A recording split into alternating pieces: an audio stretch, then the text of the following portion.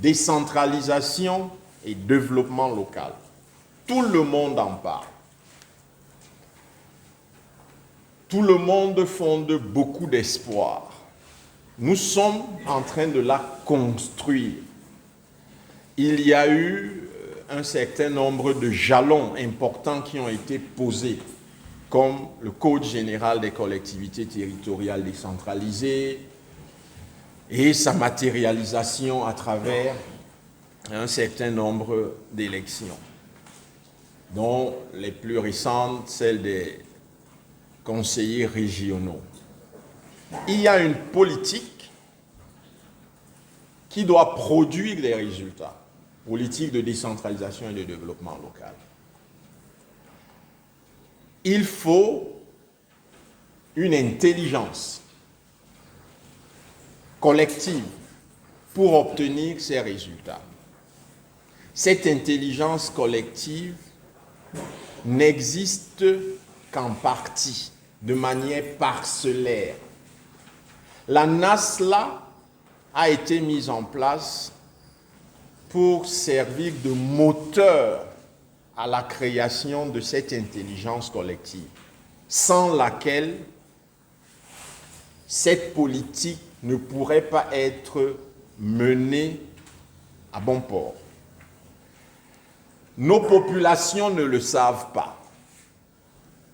Nos populations pensent que nos collectivités territoriales et les acteurs périphériques, parce que ce n'est pas que l'affaire des collectivités territoriales, l'écosystème de la décentralisation et du développement local comporte un très grand nombre d'acteurs.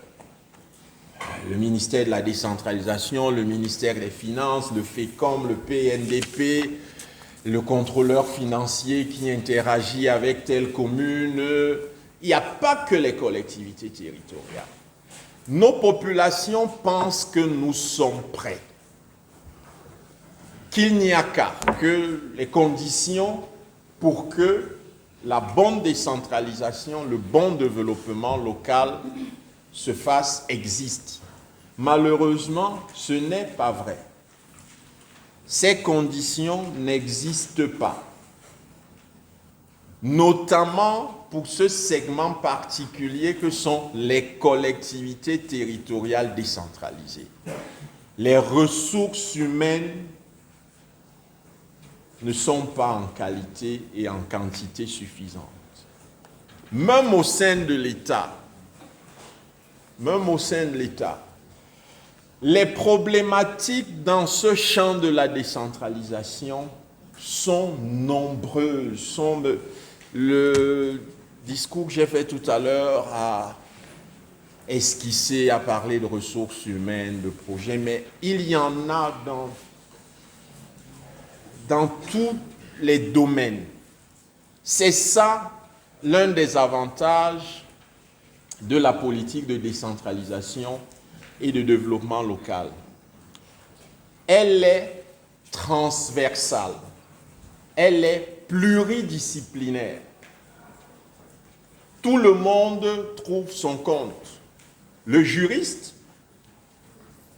le spécialiste des ressources humaines, le financier, mais l'ingénieur environnementaliste aussi. Il y a, si vous voulez avoir une discussion et monter des projets intéressants avec un certain nombre de bailleurs de fonds, la composante environnementale. Si vous êtes spécialiste des questions de genre, vous pourrez être d'une utilité décisive dans une collectivité territoriale et faire la différence dans un appel à contribution pour un projet. C'est quasiment tout le spectre de l'action publique tel qu'on la voit se déployer au niveau de l'État, y compris dans des aspects ayant des développements à l'extérieur à travers la coopération décentralisée, y compris des aspects que l'on voit pris en charge par des administrations ou par des forces de défense. Quand on va sur des questions de protection civile et autres. Donc vous avez, il n'y a pas une autre politique au sein de la sphère publique, en dehors de la décentralisation, qui ait un spectre aussi large. Décentralisation et développement local, c'est quasiment tout ce qui se fait au niveau de l'État. On parle éducation, on parle santé, on parle infrastructure, on parle environnement, on parle protection. C'est tout ça. Vous avez une chance inouïe. Si votre dada, c'est plutôt les questions de genre, vous trouverez votre compte. Si vous êtes plus préoccupé par les ressources humaines, vous trouverez votre compte. Donc, il y a un gap. Nous allons combler ce gap progressivement. Le gap qui permettra, quand on l'aura comblé, on va adresser de manière plus effective et plus efficace la politique publique de décentralisation et de développement local. Et les travaux que vous allez entamer sont un élément décisif sur cette voie-là. C'est un élément décisif. J'aime à dire que la décentralisation est une vaste friche. Ça veut dire que nous devons défricher. C'est une vaste friche où presque tout est à faire. Tout est à faire, mais avant de faire, il faut penser ce qui doit être fait. La NASLA a été instituée également pour penser ce qui doit être fait dans le champ de la décentralisation. Il faut mettre de l'intelligence. Jusque-là, on a fait des textes qui sont de bonne qualité. Mais je peux vous assurer que la mise en œuvre de ces textes, l'exécution de ces textes pose souvent beaucoup de problèmes. Je lisais hier un rapport fait par des directeurs du Mindevelle qui ont fait une série de formations avec les 58 délégués départementaux et les 10 délégués régionaux. Les questions qui se posent sur le terrain dépassent l'entendement, l'imagination, entre ce qui est dit dans les textes et les problématiques pratiques. Les problématiques pratiques. Vous pensiez avoir réglé une situation, je peux vous prendre un exemple. Ceux qui s'intéressent aux questions de répartition de compétences. Sous l'empire des lois de 2004, les rapports communautés urbaines, communes d'arrondissement étaient problématiques. Nous avons fait une grosse enquête, on a produit un rapport, on l'a envoyé à la présidence de la République et on a eu l'opportunité de modifier la législation. On a intégré les propositions de ce rapport dans le Code général des collectivités, pensant que cela va apaiser les rapports, cela va normaliser les rapports entre communautés urbaines et communes d'arrondissement, mais que non. Vous êtes au courant de... Donc il y a... Moi je peux, peut-être c'est ma position professionnelle qui me l'autorise, mais je peux, vous avez 48 thèmes. Moi, je peux trouver dans le champ de la décentralisation et du développement local 1000 thèmes à traiter. C'est vous dire qu'il y en a beaucoup, et bien traités, débouchant sur un rapport percutant, cela va beaucoup aider le processus. Cela va aider le processus. Vous avez une chance inouïe. Saisissez-la.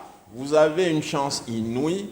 Allez explorer de manière pratique la mise en œuvre de cette politique, en déceler notamment les limites.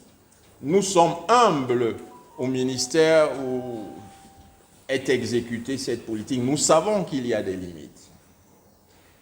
Mais de là où nous nous trouvons, de là où le maire se trouve, il n'est pas toujours facile, avec les mains dans le cambouis, d'identifier ces limites-là. Votre rôle, ce sera notamment de voir ces shortcomings, de les identifier avec intelligence, de manière scientifique, de manière objective. Il y a beaucoup de limites aussi parce que la décentralisation est un objet politique. Il y a beaucoup de limites inhérentes à ce caractère-là. On ne va pas, on changerait les textes, le caractère politique de cet objet-là, ce sont des élus, ce ne sont pas des gens nommés. Ils pensent souvent au prochain mandat, ils pensent au précédent mandat quand il faut régler les comptes. C'est un objet politique et en tant que tel, il y a des choses que vous n'allez pas régler. N'essayez pas de tout mettre dans des cases. Le facteur humain, le facteur politique aura toujours droit de citer. Vous ne pouvez pas analyser le fonctionnement d'une mairie comme le fonctionnement d'une délégation départementale. Le délégué départemental est nommé, tous ses collaborateurs sont nommés, le maire est élu. Et parce qu'il est élu, ça change beaucoup de choses. Ça change beaucoup de choses. Donc, vous avez beaucoup de chance. Les thématiques, j'espère que vous en choisirez de percutantes, d'intéressantes, des thématiques. J'ai l'avantage d'avoir conduit souvent quelques recherches, d'avoir dirigé des gens dans des exercices de recherche.